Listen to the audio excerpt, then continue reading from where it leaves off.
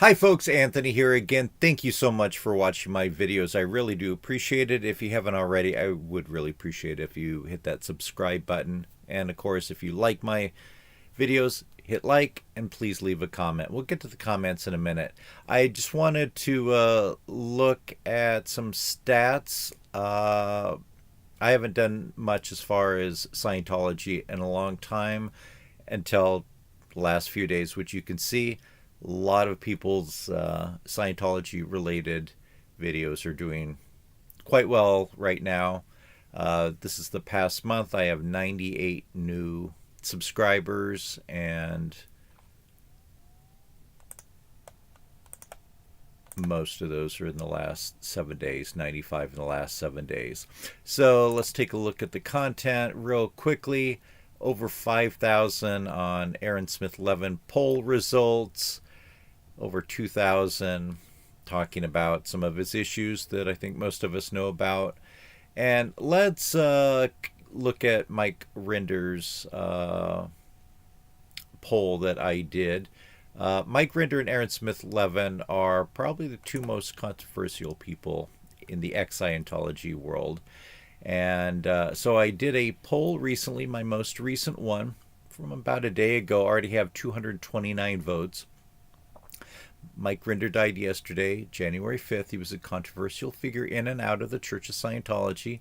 Please vote in the attached poll and feel free to share your comments. Also check out my Church of Scientology videos on YouTube. Okay, so the question is, could Mike Rinder redeem himself from the issues that he caused when he was the head of OSA? 16% of the people say Mike could never redeem himself. 72% said he redeemed himself with later work, and 13% are not sure.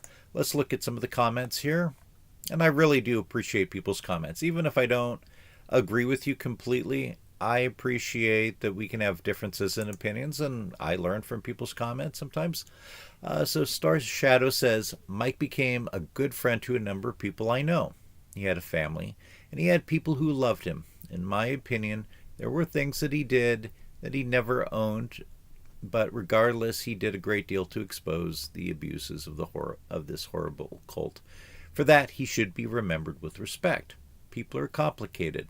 Ex-Scientologists seem to suffer more health issues than most. Smoking, working on ships with asbestos, being yelled at, etc. Not to mention all the mental health issues. In my opinion, Mike redeemed himself and did good things before his death. And I generally agree with you. And I think that because L. Ron Hubbard was a smoker, a lot of members of Scientology smoked. And obviously that's not a healthy thing to do. So Southern Sleuth says he redeemed himself greatly in some broad areas on the show, podcast, and his books. On the other hand, he didn't redeem himself in other ways in the details that truly mattered to all the people he harmed. He directed and carried out fair gaming policies for 30 years and covered up crimes he did himself and had others do. People under his direction were abused, stalked, harassed, intimidated, property damaged, lives and careers ruined, pets killed, SA covered up, and much, much more. He could have helped answer all the questions of the persons who asked him and wanted to know the details of what happened and who was involved in their situations, but now they'll never know. These people will never have peace. He also derailed many people from getting justice. It was very selfish. He had time to answer the questions from the community and for people one-on-one, but refused to. Instead, he ignored their requests and lashed out at them. He never even explained why. I'll never understand it. I think it was narcissism and selfishness like David Miscavige and L. Ron Hubbard drilled into the members. Only the biggest narcissistic people rose up the ranks to leadership positions like he held. His last videos were only to criticize the people that he was mad at. He could have also used that chance to apologize and take accountability for things he hadn't yet. He hurt many people very deeply while they were inside and outside of Scientology. Most people have no idea how traumatized his victims and survivors are unless you've heard their stories.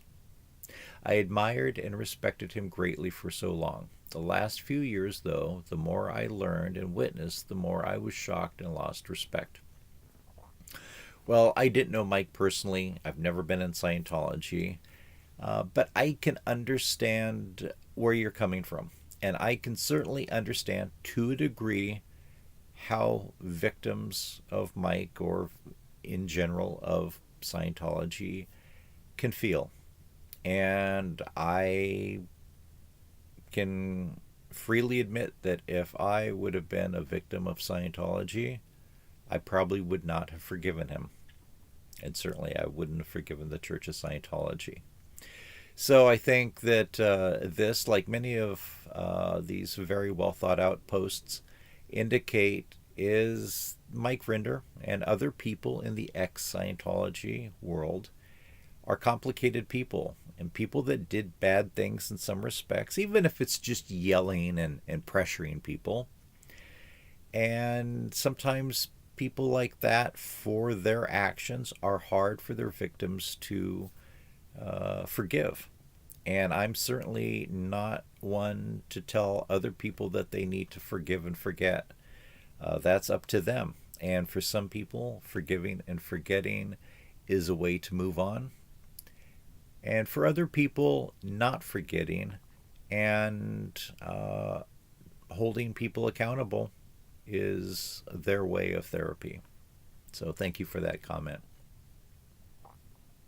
This person says, I think that Mike Rinder was working hard at redeeming himself, and a few of the bigger names to come out of the Church of Scientology that apologized to and was granted pardon.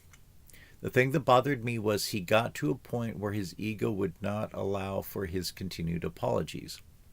He hurt many people, and he just got fed up with making amends. He carried further by coming in and taking over the Aftermath Foundation, treating it like his was the only voice that mattered. He also started doing things behind the backs of others, particularly Aaron.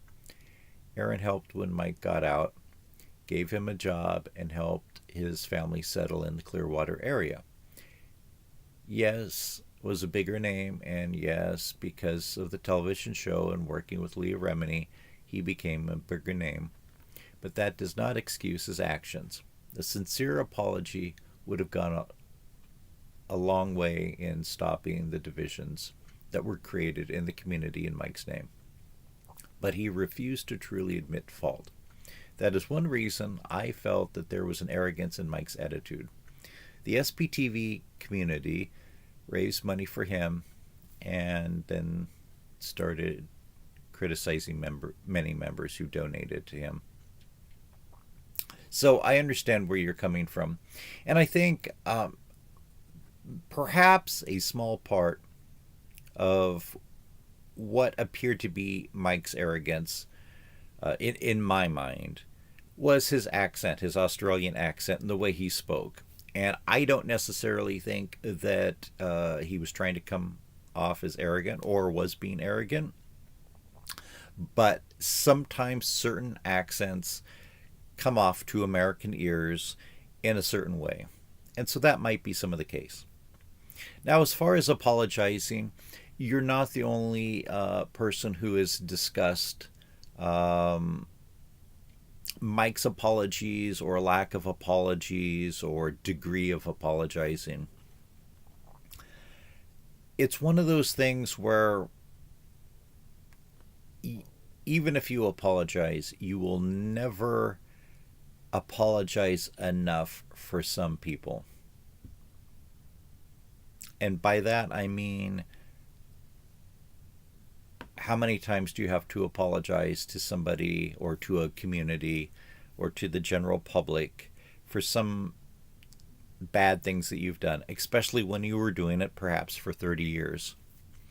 Again, I mentioned, if I had been a victim of this group, or of Mike Rinder in particular, would I forgive him? And the answer is, there is a good possibility that I would not have, especially if I really experienced something that was profoundly bad. Now, for instance, John Sweeney forgave him and they became good friends. But obviously, when Mike was screaming at John Sweeney originally, and John Sweeney is the British interviewer for Panorama, a show that there was a famous altercation between them. That's a situation where Sweeney didn't, really suffer from the altercation from Mike. It made him famous, really. But he didn't lose money. He didn't lose a job. He didn't lose a spouse. He didn't lose family members because of this altercation with Mike in the past.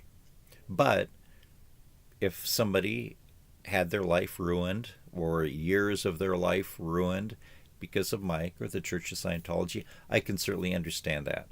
And no matter how many times Mike would apologize to me, if I was in that situation, I might not accept it, or it might not totally heal me. So, that's one of those difficult things. As far as what's said about Aaron, Aaron is a very complex person, and this has been brought up by lots of people. Dodge Landisman published something yesterday. And for a lot of people, Aaron is a difficult situation to deal with because he's done so much good. And I believe that fundamentally, on one level, Aaron is a good person who is haunted by various demons. And it's not just because he was in the Church of Scientology. If a person is a narcissist, they would have been a narcissist whether they were in the Church of Scientology or not. The world is full of narcissists who were never in the Church of Scientology. It appears that Aaron has had relationships with women where he was at least verbally and mentally abusive. And that's very unfortunate. Is that because he was in the Church of Scientology, or would he have been like that if he'd never been in the church? The answer obviously is impossible to know since he was in the church, but I think that probably a person like him might still be abusive if they'd never had their experience in the Church of Scientology. I think we all know men who were or are abusive and they've never been in the Church of Scientology. So, do many people owe a debt of gratitude to Aaron because Aaron helped promote them, or Aaron gave them a job, or Aaron helped them along some way? Yes, certainly. But you have to balance that. The gratitude that many people, including myself, because of Aaron, my channel blew up and I was monetized for a period of time. I'm no longer monetized. But because of what was going on with him and the Aftermath Foundation, I got monetized. There's a lot of people who have channels that were helped by Aaron. Does that mean that we cannot then criticize him? No. I think that there is a lot of valid criticism that can be directed towards Aaron, just like there is towards Mike Rinder. But I think that Aaron probably has a lot of healing that he needs to do, and I want him to do it. I want the best for him.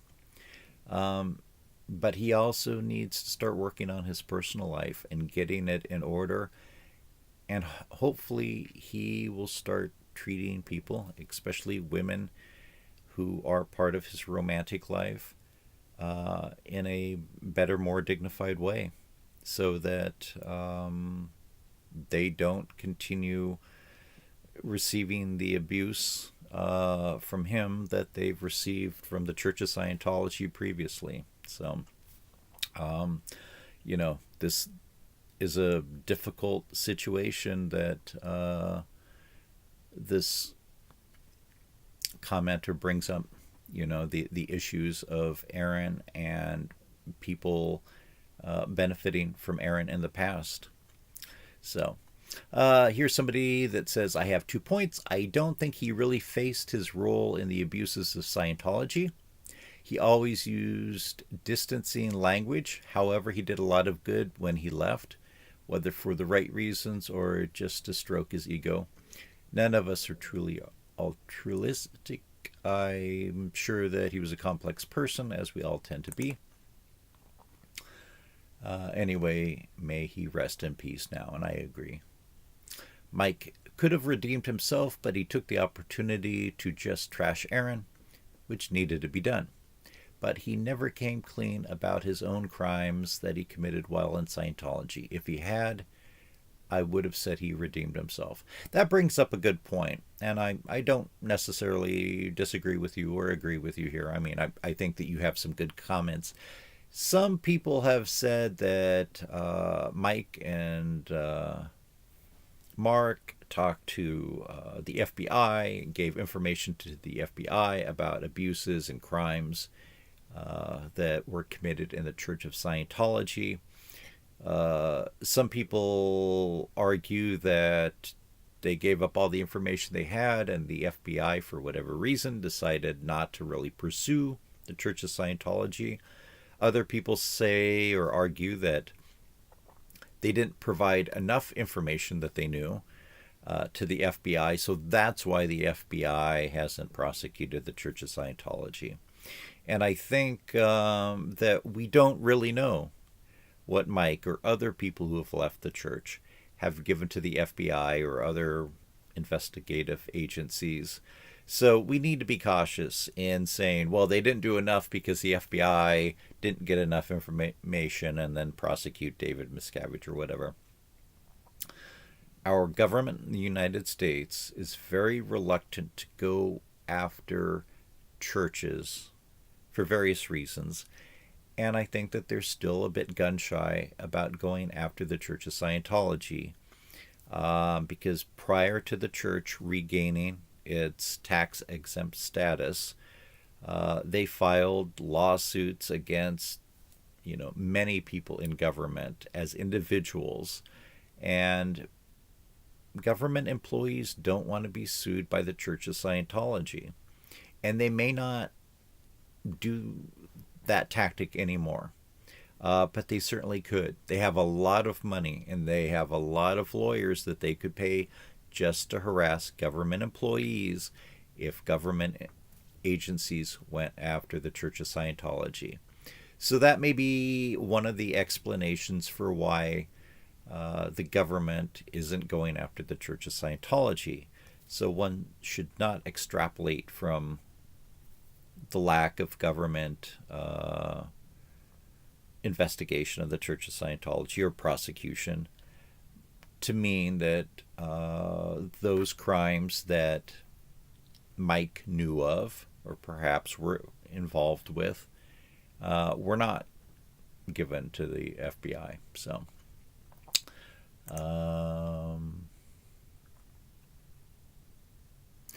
here's one. I voted I'm not sure because I'm not nor ever have been a Scientologist, and I think people affected by Rinder's term at OSA since its inception in the wake of the Guardian's office, which he helped to terminate according to his book, are the only ones who can make that final judgment. It's clear that he did a lot of bad stuff. It's not clear that he's done enough since he left to make up for it. And Miriam Francis is a great example of that. Looking at the last few years, it seems to me that Rinder still lived by the same ethical paradigm that he instilled into OSA, and that's not a good thing. Using his book as a guide, he did not leave the Church of Scientology because he thought it was wrong. He left to get out from under David Miscavige's torture and torment of him personally. I think that that has to be taken into account when assessing Rinder's post-Scientology activity. And I don't know hardly anything about the Miriam Francis situation. I know that that's been discussed by a lot of people on the internet, and there's probably conflicting versions of some of these things. So I can't speak to that. as far as leaving the Church of Scientology while still perhaps believing some of the aspects of its theology, let's use that word. I doubt that Mike Rinder at the very end believed anything about Scientology as far as a practice. Probably when he left, he may still have believed in some of the practices, or the technologies, but wanted to get away from David Miscavige. But some thought-provoking comments there. Thank you very much. And this person says everyone can be redeemable. And can be, but you have to work to achieve that. Yeah, I agree. And you cannot deny he did work to help some people. So I'm going to end there. I really do appreciate everybody's votes on that, everybody's comments. I find the subject very interesting, as do a lot of people. So I'd love to have you vote on some of my polls here. There's also one about Aaron, 353 votes on that. So I'm going to end here. I appreciate your time. Be sure to hit like and comment and subscribe if you haven't already, and I'll talk to you later. Thank you so much.